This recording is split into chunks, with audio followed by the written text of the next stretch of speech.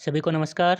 आज के इस वीडियो में हम कक्षा 12वीं हिंदी ऐच्छिक की पाठ्य पुस्तक अंतरा के काव्य खंड में संकलित कविता कार्नेलिया का गीत का भावार्थ ग्रहण करेंगे, जिसके कवि हैं जयशंकर प्रसाद।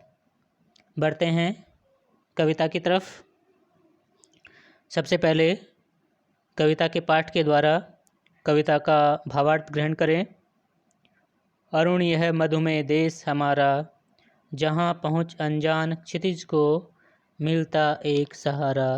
अरुण यह मधुमेह देश हमारा। सरस तामरस गर्भ विभा पर नाच रही तरुशिखा मनोहर, छिटका जीवन हरियाली पर मंगल कुमकुम सारा। अरुण यह मधुमेह देश हमारा। लघु सुरधनु से पंख पसारे, शीतल मलय समीर सहारे, उड़ते खग जिस ओर मुँह किए, समझ नीड़ निज प्यारा। अरुण यह मधुमेह देश हमारा। बरसाती आँखों के बादल बनते जहाँ भरे करुणा जल, लहरें टकराती अनंत की पाकर जहाँ किनारा। अरुण यह मधुमेह देश हमारा। हेम कुंभले उषा सवेरे, भरती ढुलकाती सुख मेरे, मदिर ऊँघते रहते जब जगकर रजनी भर तारा। अरुण यह मधुमेह देश हमारा। कविता के भावार्थ को ग्रहण किया हमने कविता पाठ के द्वारा। कठिन शब्द और उनके अर्थ समझने का प्रयास करें। अरुण का अभिप्राय है लालिमा युक्त। मधुमेह यानी मिठास या मधुरता। क्षितिज यानी वह स्थान जहाँ धरती और आसमान मिलते हुए प्रतीत हों। ताम्रस यानी तांबे के रंग का, और कविता के इस प्रसंग में यहाँ कमल इसका अर्थ निकल रहा है। विभा यानी किरणें। तरुशिखा यानी पेड़ों के शिखर। सुरधनु यानी इंद्रधनुष। मलय यानी मलय पर्वत से आने वाली सुगंधित हवा। नीड़, नीड़ यानी घोंसला।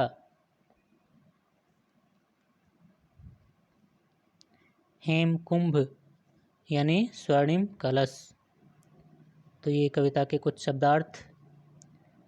कविता का अर्थ जानने का प्रयास करें, व्याख्या जानने के प्रयास करें। तो यहाँ कार्नेलिया जो है ये सम्राट सिकंदर के सेनापति सेल्यूकस की बेटी है, जो सिंधु नदी के किनारे बैठकर भारत भूमि के प्रति, भारत देश के प्रति अपनी भावनाओं को यहाँ अभिव्यक्त कर रही है। भारत के गौरव का गान कर रही है इस कविता के द्वारा। अरुण यह मधुमेह देश हमारा, यानी ये जो भारतवर्ष है ये सूर्य की लालिमा से युक्त है और मिठास से भरा हुआ है, यानी बहुत ही सुंदर देश है। और यहाँ के लोगों का जो हृदय है वो मिठास से भरा हुआ है, अपनत्व से भरा हुआ है। जहाँ पहुँच अनजान क्षितिज को मिलता एक सहारा। यहाँ पर इस देश में, भारत भूमि में अनजान क्षितिज को भी एक सहारा प्राप्त होता है, यानी दिशाहीन क्षितिज को भी इस भारत भूमि में आसरा प्राप्त होता है, सहारा प्राप्त होता है। सरस तामरस गर्भ विभा पर नाच रही तरुशिखा मनोहर, छिटका जीवन हरियाली पर मंगल कुमकुम सारा। प्रातःकाल सूर्य की स्वर्णिम किरणें भारत भूमि में पर जब पड़ती हैं तब उसका जो असर है वो इन पंक्तियों में देखने को मिलता है। सरस तामरस गर्भ विभा पर, सूर्य की प्रातःकालीन सुनहरी किरणें तालाबों में नए खिले हुए कमल के ऊपर जब गिरती हैं तो काफ़ी सुंदर दृश्य जो है वो उत्पन्न होता है। उसी तरह से पेड़ों के शिखरों पर भी सूर्य की किरणें, सुनहरी किरणें नाचती हुई बड़ी ही मनोहर प्रतीत होती हैं। छिटका जीवन हरियाली पर मंगल कुमकुम सारा। और जब इस भारत भूमि जो हरे भरे खेत, भारत की जो प्रकृति की जो हरी भरी छटा है, उसके ऊपर जब सूर्य की सुनहरी किरणें जब गिरती हैं तो ऐसे लगता है जैसे इनके ऊपर मांगलिक कुमकुम जो है वो बिखेर दिया गया है। अगली पंक्ति। लघु सुरधुनु से पंख पसारे, शीतल मलय समीर सहारे। छोटे छोटे पंखों वाले, इंद्रधनुष के समान पंखों वाले जो पक्षी हैं वो सुगंधित हवा के सहारे आसमान में उड़ते हुए आते हैं। लघु सुरधुनु से पंख पसारे, शीतल मलय समीर सहारे। उड़ते खग जिस ओर मुँह किए, उड़ते हुए पक्षी जिस ओर मुँह करके उड़ते हुए आते हैं वो कौन सा देश है? हमारा प्यारा भारतवर्ष। उड़ते खग जिस ओर मुँह किए, समझ नीड निज प्यारा। क्या समझकर भारत की तरफ उड़ते हुए आते हैं? हमारे इस भारत देश को अपना प्यारा घोंसला समझकर इसकी तरफ उड़ते हुए आते हैं। तो छोटे छोटे इंद्रधनुष के समान पंखों वाले पक्षी भी सुगंधित हवा के सहारे आसमान में उड़ते हुए भारत की तरफ आते हैं, क्योंकि इसे वो अपना प्यारा घर घोंसला समझते हैं। अर्थात विभिन्न देशों के जो लोग हैं वो भारत को अपना शरण स्थल, अपना आश्रय स्थल समझकर भारतवर्ष की ओर अपनी एक आत्मीयता की दृष्टि से देखते हैं, यहाँ सहारा प्राप्त करते हैं, आसरा प्राप्त करते हैं। बरसाती आँखों के बादल, ये जो पंक्ति है इसमें यहाँ के लोगों की विशेषता को यहाँ पर प्रकट किया गया है कि इन भारत के जो लोग हैं उनका स्वभाव कैसा है, उनकी विशेषता क्या है। बरसाती आँखों के बादल बनते जहाँ भरे करुणा जल। यहाँ के जो लोग हैं वो करुणा से, आत्मीयता से भरे हुए हैं। जिस तरह से बरसात के बादल बरसकर पेड़ पौधों को नया जीवन देते हैं, उसी तरह से यहाँ के लोग भी अपनी करुणा से, अपनी आँखों में भरे करुणा जल से समस्त विश्व के लोगों को एक नया जीवन, एक नई उमंग का संचार करने का प्रयास करते हैं। लहरें टकराती अनंत की पाकर जहाँ किनारा। अनंत समुद्र की जो लहरें हैं वो भी हमारे भारत वर्ष के किनारों से टकराकर आसरा प्राप्त करती हैं, सहारा प्राप्त करती हैं, विश्रांति प्राप्त करती हैं।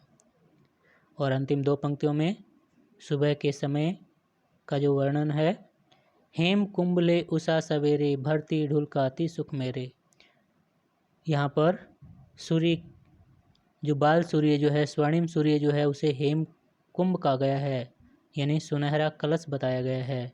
और उषा को यहाँ नायिका बताया गया है और कहा गया है कि उषा रूपी नायिका प्रातःकाल उषा काल में सुनहरे सूर्य रूपी स्वर्ण कलश से हमारे ऊपर सुखों की बरसात करती है, सुखों को ढुलकाती है, सुखों को बरसाती है, सुखों को बिखेरती है। तो हेम कुंभले उषा सवेरे, भरती ढुलकाती सुख मेरे। प्रातःकाल उषा रूपी नायिका अपने स्वर्ण कलश से सुखों को भारत के लोगों के ऊपर ढुलकाती है। कौन से समय? मदिर ऊँघते रहते जब, जगकर रजनी भर तारा। जिस समय तारे भी रात्रि भर जगने के बाद थक जाते हैं और ऊँघते रहते हैं, उस समय उषा रूपी नायिका अपने स्वर्ण कलश से इस भारत भूमि पर सुखों को ढुलकाती है, सुखों को बिखेरती है। तो ये कविता और उसकी व्याख्या, उसका भावार्थ।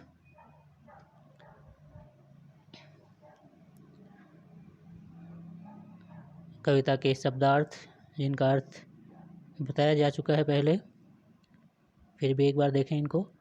अरुण यानी लालिमा युक्त, मधुमेह यानी मिठास से भरा हुआ, क्षितिज यानी जहाँ धरती और आसमान एक साथ मिलते हुए दिखाई दें, ताम्रस यानी तांबे के रंग का और कविता के अर्थ में कमल, नीड़ यानी घोंसला, मदिर यानी मस्ती पैदा करने वाला, रजनी यानी रात्रि और मलय समीर यानी दक्षिणी वायु या मलय पर्वत की ओर से आने वाली सुगंधित हवा।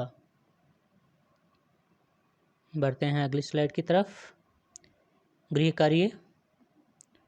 तो कविता से संबंधित कुछ प्रश्न हैं जिनको गृह कार्य के रूप में करेंगे। पहला प्रश्न, कार्नेलिया का गीत कविता में प्रसाद जी ने भारत की किन विशेषताओं की ओर संकेत किया है? प्रश्न नंबर 2, उड़ते खग और बरसाती आँखों के बादल में क्या अर्थ व्यंजित होता है? काव्य सौंदर्य बताना है, यानी भाषागत सौंदर्य की विशेषता बताना है। प्रश्न नंबर 4, जहाँ पहुँच अनजान क्षितिज को मिलता एक सहारा पंक्ति का क्या आशय है? और प्रश्न नंबर 5, कविता में व्यक्त प्रकृति चित्रण को अपने शब्दों में लिखिए। तो ये कविता कार्नेलिया का गीत, उम्मीद करता हूँ इसका भावार्थ आप समझ पाए होंगे। जल्द ही हम एक नई विषय वस्तु के साथ मिलेंगे। तब तक के लिए अपना ख्याल रखिए। धन्यवाद।